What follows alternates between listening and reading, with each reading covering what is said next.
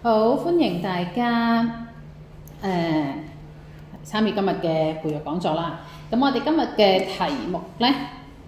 就係會講罪過嘅赦免即係告解聖事咁呢，即係大家都知我哋嘅講座呢係跟住呢個信德我哋嘅信仰特別係我哋嘅信經去講述我哋到底呢係信緊啲乜嘢。咁我哋上次呢就係講到呢一個諸聖相通功係咪？咁我哋跟住落嚟呢就會講嘅係就罪過嘅赦免啦。咁喺信經入邊，我哋會誦念嘅句子啦，就係表達緊我哋所相信我哋嘅信德嘅對象關於天主嘅事理啦同我哋嘅信仰同我哋嘅作為教友嘅身份一個好重大嘅一啲事情關係咁咧，即係有一啲即係我哋即係聖經入邊都有講啦，相信嘅對象咩即係有一啲嘢，如果你已經見到或者係已經好有即係好確切嘅證據，咁我其實唔需要相信原來咧罪過嘅赦免咧，亦都係其中一個咧我哋需要相信嘅事情其實唔知大家有冇即係頭先我已經提咗啦，咁但係其實大家聽到罪過嘅赦免嘅時候，大家有冇即刻都會諗到係同我哋即係所領受嘅7件聖事其中一件聖事好有關係嘅，係邊件就係告解聖事係咪？因為罪過嘅赦免就係喺呢個告解聖事入邊去獲得嘅。咁咧即係7件聖事入邊即係每一件聖事咧都係透過有形嘅事物傳達俾我哋無形嘅恩寵所以咧喺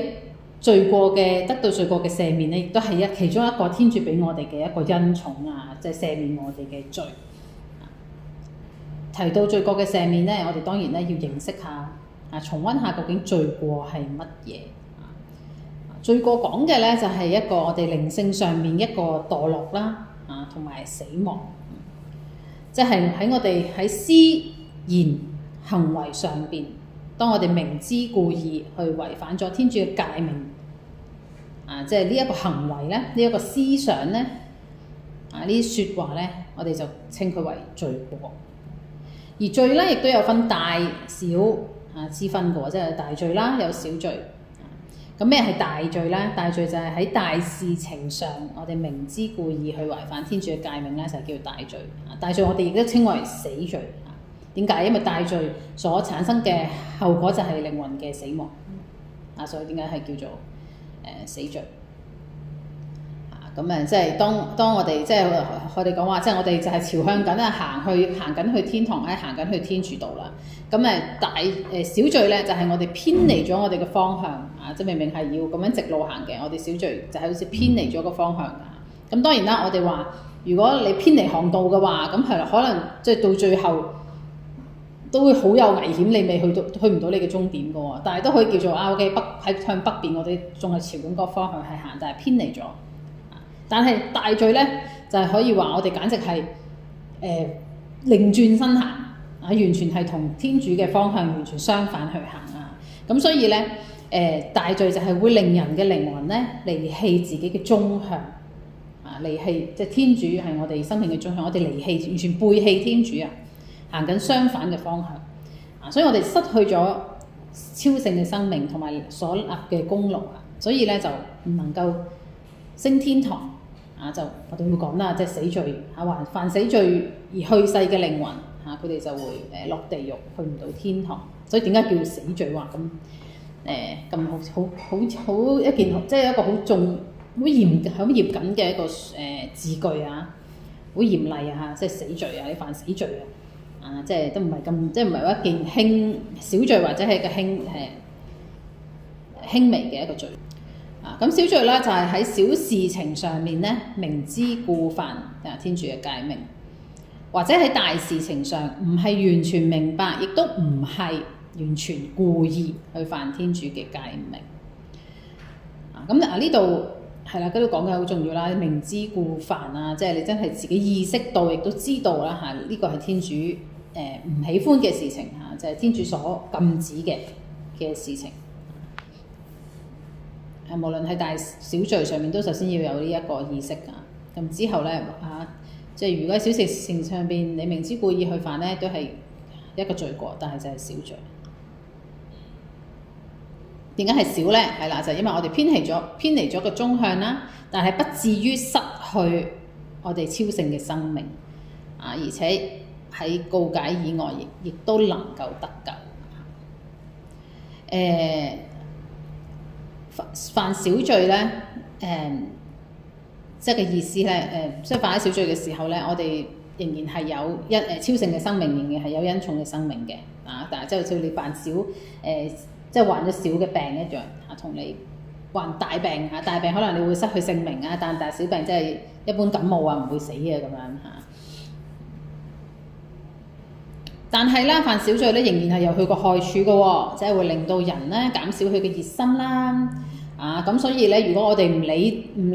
不斷咁樣去隨意去犯小罪嘅話咧，最終咧都係會跌入大罪嘅當中咁所以咧亦都係要避免一個最完美嘅愛德咧，對天主咧應該人靈都應該係盡量避免犯小罪嘅咁同埋咧，你犯嘅小罪咧，亦都係會需要有暫罰即係嘅意思係話雖然你唔係犯大罪冇死罪，你仍然係可以死後仍然都可以去天堂，但係你要受好多嘅暫罰啦，或者需要有一個煉淨嘅過程啦，就係我哋要喺煉獄準備好自己先可以再去天堂啦咁所以咧，想直升天堂咧，就真係要多多避免犯小罪係啦。咁喺咩嘢東西咧令到我哋咧去沉溺罪惡啦？咁當然係我哋嘅情慾啦我哋所犯嘅罪當中咧，就以呢7個咧為一個罪宗即係所有罪過同佢其他即係呢啲係所有罪過嘅一啲根即係惡習嘅根我哋叫佢做。因為我哋可以稱好多，即係有唔同嘅罪過即係例如講人是非妒忌懶惰不負責任即係好多唔同類型可以做錯嘅事情，但係其實佢哋全部咧都有7個根我哋就稱佢為7罪宗就係有驕傲啦、吝嗇啦、迷色、憤怒、嫉妒、貪酷同埋懶惰。好啦，咁我哋講到罪過嘅赦免我哋相信罪過嘅赦免，咁邊個可以赦免我哋嘅罪過咧？當然我哋知道啦，罪過嘅赦免係嚟自於耶穌基督苦難嘅功勞啦，因為佢為我哋傾流佢嘅聖血因住佢嘅聖血先至會洗淨我哋嘅罪過咁但係咧，耶穌咧喺建立告解聖事嘅時候咧，佢同時就係將呢一個赦罪嘅權柄咧係俾咗聖教會即係透過喺告解聖事神父嘅赦罪而赦免我哋嘅罪過嘅所以咧，我哋知道啦，即係喺7件聖事入邊，除咗告解聖事有即係好明顯係一個罪過嘅赦免嘅恩寵之外咧，另外就係領洗嘅時候啦，我哋知道喺我哋領洗嘅時候咧，我哋無論係原罪本罪咧，都係一同赦免咁如果喺告解之後，我哋再犯上大罪，再失去超性嘅生命咧，我哋就需要喺告解聖事當中去重獲呢個超性嘅生命啦。咁所以咧，其實我當你聽到辦告解罪過嘅赦免咁嘅時候，我哋即係聽落都好似好沉重做乜即係好沉重？但係其實實際上，當我哋見到告解聖事或者罪過嘅赦免，其實我哋係講緊嘅天主嘅慈悲同埋天主嘅愛，即係我哋都可以諗，哇！耶穌釘十字架上受咗咁多嘅痛苦，為我哋流咁多嘅血，即係付出咗咁大嘅代價先至為我哋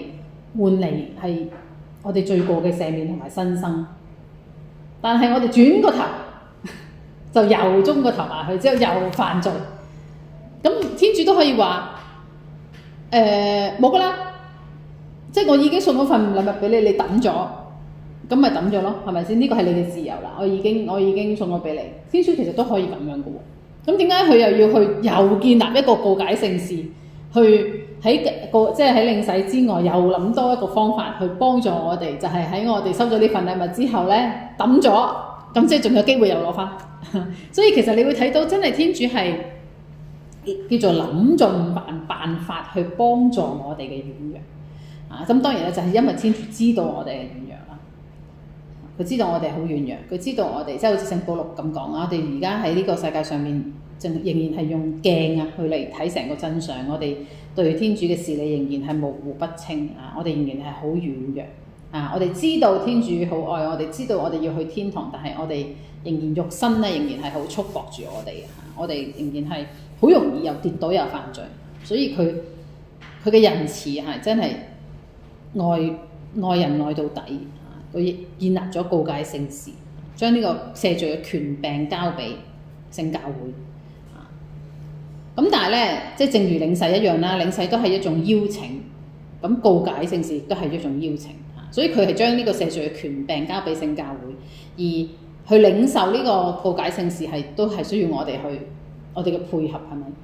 我哋都要去辦告解，我哋先會得到呢個罪過嘅赦免。咁所以呢個都係好重要。我哋首先都係要承認耶穌即係天主有佢嘅權利啦，天主有佢嘅決定權，要將呢一個罪過嘅赦免嘅方法決定係用乜嘢方法啊？所以有陣時我哋會問點解我一定要揾神父辦告解？冇得即係點解啊？就係因為天主決定係用呢個方法去俾呢個恩寵我哋，咁所以我哋就跟住天主決定嘅方法。即係唔係話天主一定要用呢個方法，唔係嘅話咧，佢冇辦法赦免我哋嘅罪過，唔係咁樣，即係唔係咁樣去表達，而係因為天主決定咗係咁，咁就係咁啦。但係唔代表佢唔可以即係唔可以即係唔可以用其他方法，可以嘅。但係既然佢揀呢個方法咧，咁我哋就跟住啦。